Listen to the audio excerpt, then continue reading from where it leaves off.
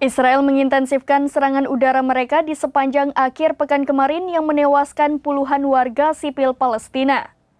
Kejahatan perang yang dilakukan Israel terjadi saat pasukan darat mereka di Gaza tengah menghadapi pertempuran hebat melawan serdadu perlawanan Palestina yang menyisakan banyak korban dan kehancuran banyak tank.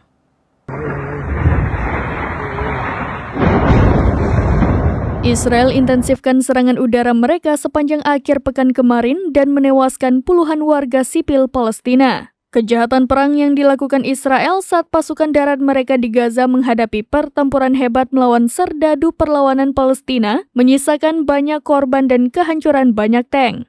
Laporan RT-ARA pada Minggu 19 November 2023 menyebut tentara Israel melanjutkan serangan udara dan artileri di jalur Gaza pada hari ke-44 Perang Gaza.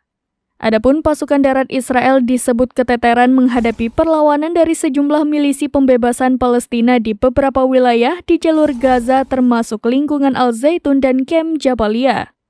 Pada Minggu dini hari, pejuang dan artileri Israel menargetkan beberapa lokasi di jalur Gaza, termasuk pusat kesehatan dan sekolah yang berafiliasi dengan lembaga PBB yang bertugas menangani pengungsi warga sipil Palestina, the United Nations Relief and Work Agency for Palestinian Refugees in the Near East atau UNRWA.